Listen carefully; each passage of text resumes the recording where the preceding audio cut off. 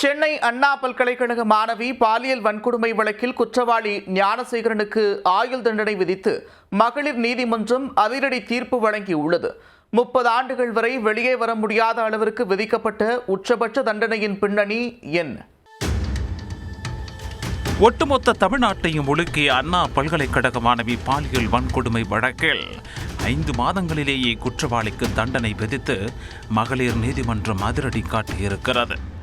அரிதினும் அரிதான வழக்கு என்பதால் குற்றவாளி ஞானசேகரனுக்கு உச்சபட்ச தண்டனை வழங்க அரசு தரப்பில் முறையிடப்பட்டது.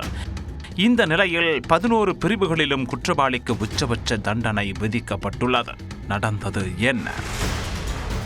சென்னை அண்ணா பல்கலைக்கழக வளாகத்தில் கடந்த 2024ஆம் ஆண்டு டிசம்பர் 23ஆம் தேதி பாலியல் வன்கொடுமைக்கு ஆளானதாக மாணவி ஒருவர் போலீசில் புகார் அளித்தார். இது தொடர்பாக வழக்கு பதிவு செய்த கோட்டூர்புரம் போலீசார் ஞானசேகரன் என்பவரை கைது செய்தனர். இந்த வழக்கில் சென்னை உயர்நீதிமன்றம் பெண் IPS அதிகாரிகள் சினேக பிரியா, ஐமான் ஜமால் மற்றும் பிருந்தா ஆகியோர் அடங்கிய சிறப்பு புலனாய்வு குழுவை அமைத்து உத்தரவிட்டது.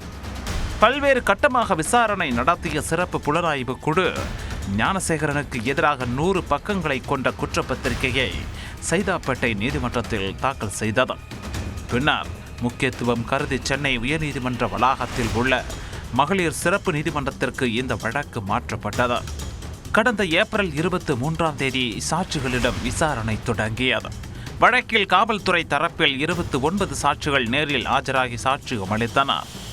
ஞானசேகரனுக்கு எதிரான குற்றச்சாட்டை நிரூபிக்கும் வகையில் போலீசார் தரப்பில் சுமார் 75 சான்று ஆவணங்களும் நீதிமன்றத்தில் தாக்கல் செய்யப்பட்டன. கடந்த 20ஆம் தேதி இருதரப்பு வாதங்களும் நிறைவடைந்தன.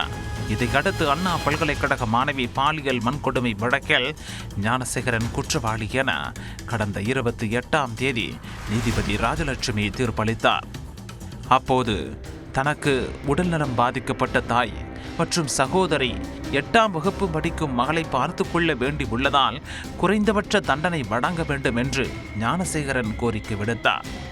ஆனால் பல்கலைக்கழக வளாகத்திற்குள் நுழைந்து காட்டுமிராண்டித்தனமான குற்றம் புரிந்துள்ளதால் இரக்கம் காட்டக்கூடாது என்று அரசு தரப்பில் ஆஜரான வழக்கறிஞர் மேரி ஜெயந்தி கோரிக்கை வைத்தார்.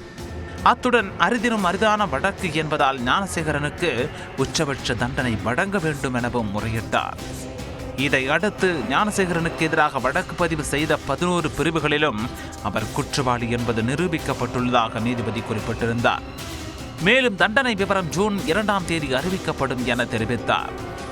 இந்த நிலையில் புழல் சிறையில் இருந்த ஞானசேகரன் பலத்த போலீஸ் பாதுகாப்புடன் காலை 10 மணியளவில் நீதிமன்றத்திற்கு அழைத்து வரப்பட்டார். தொடர்ந்து 10:30 மணியளவில் நீதிபதி ராஜலட்சுமி நீதிமன்றத்திற்கு வந்தார். இதையடுத்து தண்டனை விவரங்களை அவர் அறிவித்தார். அதில் அண்ணா பல்கலைக்கழக மாணவி பாலியல் வன்கொடுமை வழக்கில் குற்றவாளி ஞானசேகரனுக்கு ஆயுள் தண்டனை விதித்து அதிரடி தீர்ப்பளித்தார். குறிப்பாக பல்வேறு பிரிவுகளின் அடிப்படையில் 30 ஆண்டுகள் வரை தண்டனை குறைப்பு இல்லாமல் ஆயுள் தண்டனை விதிக்கப்பட்டுள்ளது. BNS சட்டப்பிரிவு 329 படி விருப்பத்துக்கு மாறாக அத்துமீறி நடத்தல், பிரிவு 75(2) படி விருப்பத்துக்கு மாறாக பாலியல் வன்கொடுமை செய்ததற்கு தலா 3 ஆண்டுகள் தண்டனை விதிக்கப்பட்டுள்ளது. மேலும் BNS 76 படி கடுமையாக தாக்கிய பிரிவில் 7 ஆண்டுகளும், பிரிவு 87 படி வலுக்கட்டாயமாக கடத்தி ஆசைக்கு இணங்க வைத்தலுக்கு 10 ஆண்டுகளும், 64 படி பாலியல் வன்கொடுமை உள்ளிட்ட பிரிவுகளில் 30 ஆண்டுகள் வரையும் ஆயுள் தண்டனை விதிக்கப்பட்டுள்ளது. அத்துடன் 90,000 ரூபாய் அபராதம் விதித்தும் நீதிபதி அதிரடி தீர்ப்பளித்திருக்கிறார்.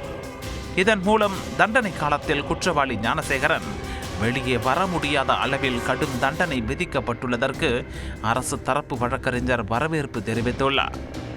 இந்த ஞானசேகருக்கு எதிரான வழக்குல இன்றைக்கு முக்கியத்துவம் வாய்ந்த தீர்ப்பு வழங்கப்பட்டிருக்கு. அதாவது இதோடைய மேக்சிமம் தண்டனையான ஆயுள் தண்டனை 30 இயர்ஸ்க்கு விதவுட் எனி ரெமிஷன். அதுதான் important to be noted. Without any ரெமிஷன்னா அவர் அந்த ஆயுள் தண்டனை முழுவதுமாக அனுபவிக்க வேண்டும். வேறு ஏதாவது ஒரு காலகட்டத்தில் சிறப்பு சலுகைகள் எல்லாம் அவருக்கு வழங்கப்படாது அப்படிங்கிறது அதோட சிறப்பு. மகிழா நீதிமன்றத்தில் வழக்கு விசாரணை ட்ரையல் ஆரம்பிச்சது. ஏப்ரல் 23ஆம் தேதி பாதிக்கப்பட்ட பெண் முதன்முறையாக ஏறினாங்க. அதன் பிறகு மே 23ஆம் தேதி ஆர்கியூமெண்ட்ஸ். சோ அந்த வழக்கு விசாரணையை எவ்வளவு துரிதமாக நடத்தினோம் என்பது இதிலிருந்து உங்களுக்கு புரியும். இதுல 11 குற்றச்சாட்டுகள் அவர் மேல தொடுக்கப்பட்டிருந்தது. அந்த 11 குற்றச்சாட்டுகளுக்கும் எவிடன்ஸ் எப்படி கொடுத்தாங்க அப்படின்னா, அரசு தரப்புல வாய்மொழியாகவும் ஆவணம் பூர்வமாகவும் ஃபாரன்சிக் ரிப்போர்ட், அதாவது அறிவியல் பூர்வமாகவும் எல்லா குற்றச்சாட்டுகளுக்கும் தகுந்த எவிடன்ஸை நீதிமன்றத்தில் சமர்ப்பித்தோம்.